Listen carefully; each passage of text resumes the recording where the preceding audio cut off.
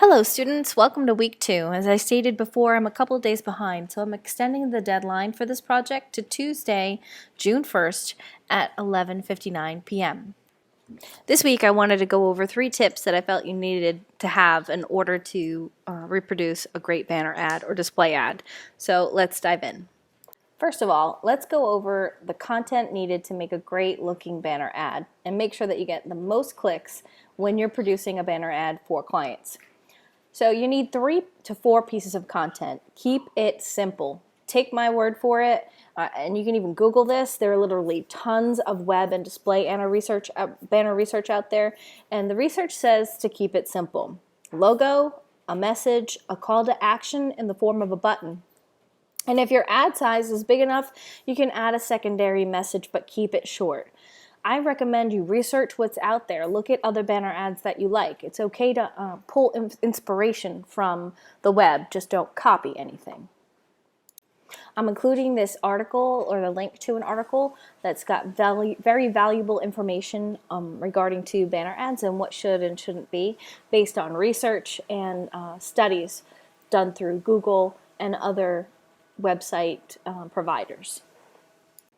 I'm just going to review with you a couple of quick examples and what really works. This example right here is clean, it's easy to read, and the color pops is vibrant as well as that white copy.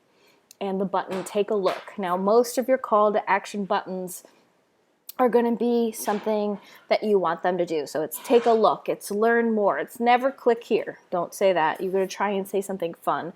I did a banner campaign for Visit Myrtle Beach a few years back where my button was let's go, because I wanted them to feel like if I click on this link, I'm going to go somewhere fun. Here's another example where the colors are very vibrant and it really pulls you in. This looks like it's about a 300 by 600, so you've got a little bit more space. And this still very simple and clean. You have a nice image, you have the logo, you have a primary message, a secondary message, and the call to action button, which is request a demo. Okay, another successful banner ad tip is you need to keep your file size under 150 kbs, no matter how big your size of your graphic is, your total size, whether it's a 728 by 90, whether it's a 300 by 250, or whether it's a 300 by 600, which is the largest size. Google ads usually have to be 150 or below, and they set the standard for all websites. So you really need to place that in the forefront when you're designing. So you need to make sure that you're scaling down images to be the highest quality at the lowest size before you're placing them into your layout. This is going to help you further your banner designs and exporting. Here's a sample that I put together from my spring campaign of the different ad sizes that I have asked you to reproduce. And this is what the artboards look like in Illustrator.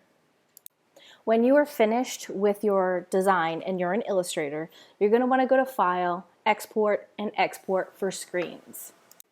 Next, this window is going to open up. Now, sometimes in the upper middle here where it says Artboards or Assets, sometimes Assets is highlighted and not Artboards, so make sure you select Artboards. Check all of the artboards that you want, and then you can choose to which folder you want to export them to. Then you're going to put 72 ppi because that's what we're exporting them out as, and JPEG 100.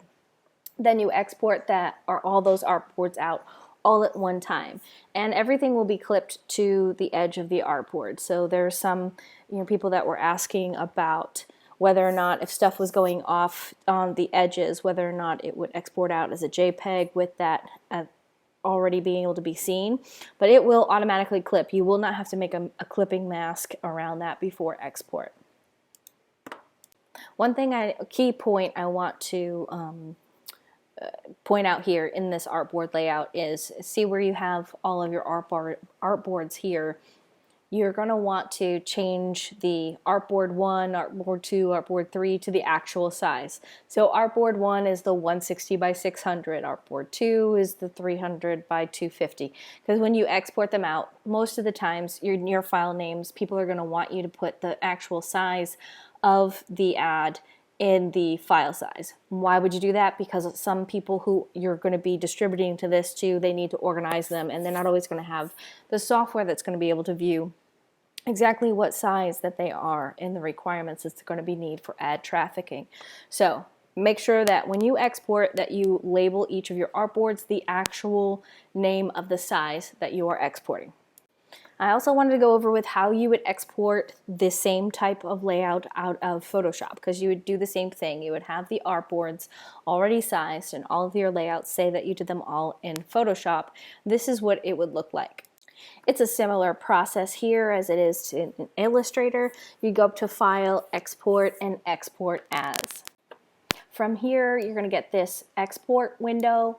It's similar to the way Illustrator is. You're going to want to change your file names. You're going to want to select all the ones that you want. You're going to want to choose the format to be JPEG, even though on this example slide I have PNG.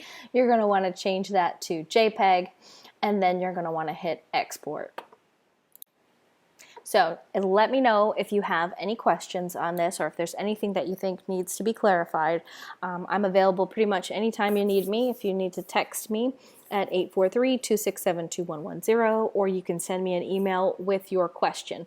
I have no problem hopping on anytime with the Zoom call, as long as it's not Friday or Saturday. For this particular project, because of the circumstances from Sunday, and I'm running a little bit behind than I wanted to be, I am extending the deadline for the banner ads to 11:59 p.m. on Tuesday, June 1st, just to give you a little bit extra time to get these built and exported out the way that you want them to be. Again, if you have questions, I'm here for you, and let me know. Other than that, have a great rest of your week, and I can't wait to kick off week 3.